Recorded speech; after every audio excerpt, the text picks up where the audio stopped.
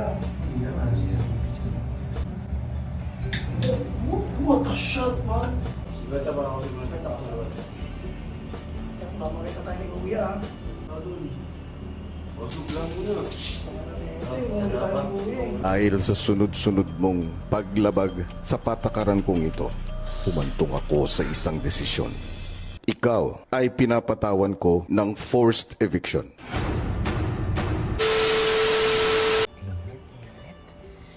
Init. Tangina, bagong pasok lang tayo. Wala tayong magawa. Siguro wala naman CCTV sa CR, pre, no? Oo, wala na yan. Shot kaya tayo sa CR. Tara. Wala ba CCTV? Wala. Tangina, sakto. Jean, tang. Let's go. Tara. Bakit ang Jean? Pamakita tayo ni Kuya. Gagawin ko CCTV sa taas. Saan yun?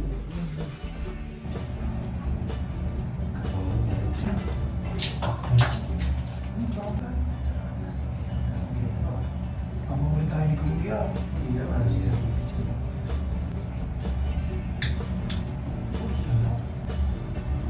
Uy! Uy! What a shot, man!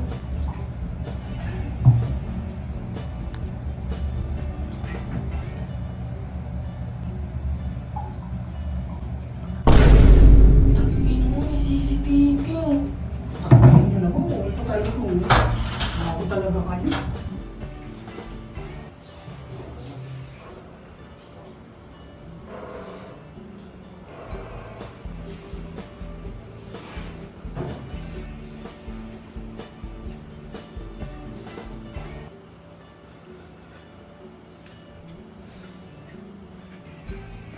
Hindi na ba dito? Sigata ba ako sigata? Mamakita tayo ni Kuya. May lukot ba kayo sa baba? Yun. Sa confession room. Meron ba doon? Wala na doon. Wasok lang muna. Ito yung ano tayo ni Kuya eh. Sa event, magkano ka sa event? Saan lang pa sa event? Hindi na ba na yan? May tao dyan ah.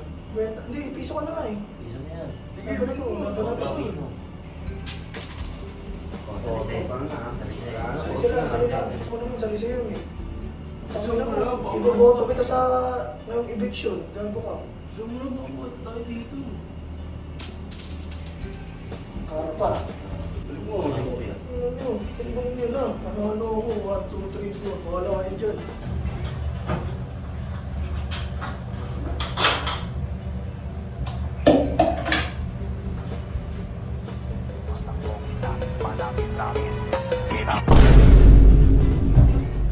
Dito na lang sa gilid.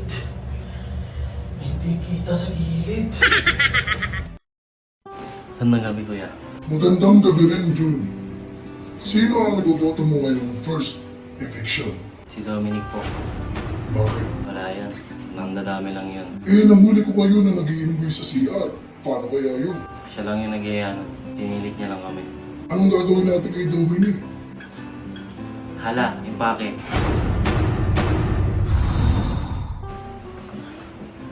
gandang gabi po, kuya. Magandang gabi rin. Sino ang iboboto mo ngayong first eviction? Si ano po, si Dominic. Kasi po, lahat ng katarantaduan ginagawa niya dito sa loob. Bibigyan ko po siya ng puntos para daw. Bigyan niyo na ano, forced eviction na, paalisin niyo na yun dito. Magandang gabi, kuya. Magandang gabi rin, Andre. Sino ang iboboto mo ngayong first eviction? Kuya, si Dominic po, kuya.